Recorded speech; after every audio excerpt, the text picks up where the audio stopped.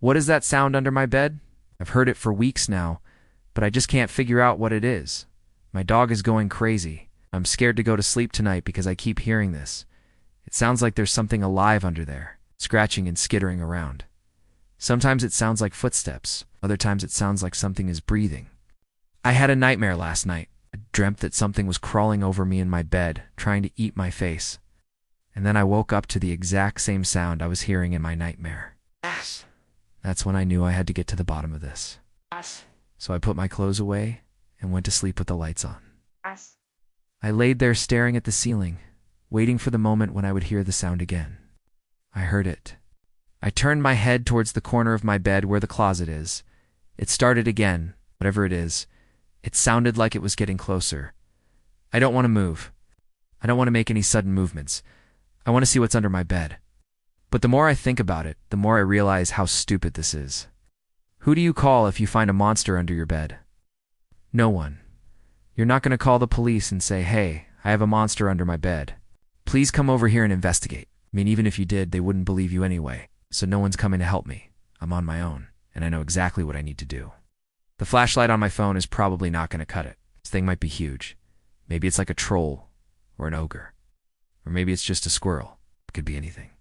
You know, I should have gone with the bigger flashlight, the one that my dad gave me for Christmas. He said it was for emergencies only, but I have a feeling this qualifies. I remember now why he said it was only for emergencies. It's because it makes a really loud noise. It's kind of like the sound it's making under my bed. Oh God, what if this thing comes out and sees me with the flashlight? Would it attack me? How bright is this thing going to be? Well, I guess there's only one way to find out. I crawl out from under the covers and shine the light right into the closet. Nothing. All I see is the dust bunnies under my bed.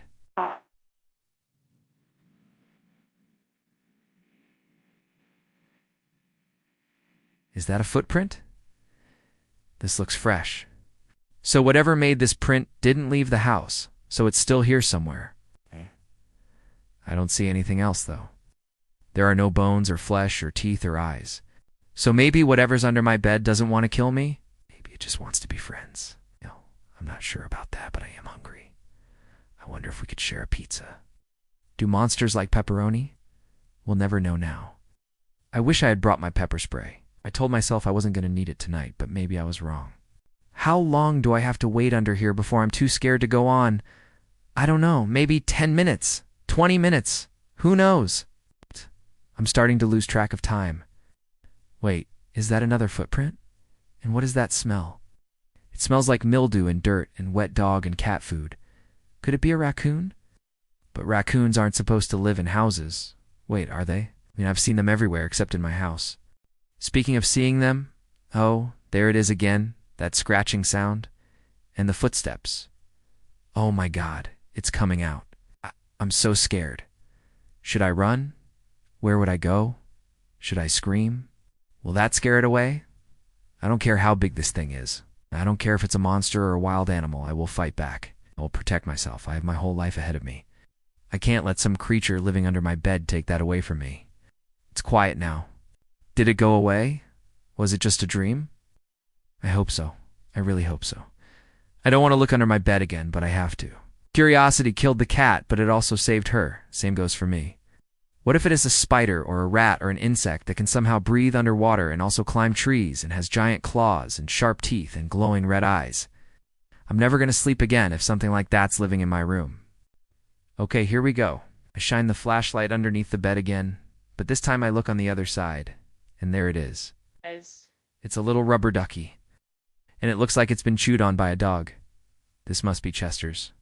Chester is our dog. He's a puppy. He likes squeaky toys. Why am I so scared? Does this sound like a monster? Why does it look like a monster? When I think about it, it's not a monster at all. It's just a toy, and that's the sound it makes. I feel like such an idiot right now. All this time I was worried about monsters and magic and myths and creatures and things that go bump in the night. And the whole time it was just my dog's chew toy. My parents are going to laugh at me so hard when they hear about this. But hey, better that than find a real monster under my bed, am I right? Right. I crawled into bed last night and fell asleep without a single worry in the world. That wasn't until I heard the sound again. I pretended to be brave and got out of bed to investigate. Except this time, I didn't bring a flashlight. Big mistake, because what I found was something scary. I thought it was a monster, but it turned out to be something much worse. My mom. She was standing there with a flashlight in her hand, watching me with a big smile on her face. "Mom," I asked, "what are you doing?" She laughed and said, "Thought you were going to be brave and check under the bed again. Couldn't help but notice you were missing your shoe."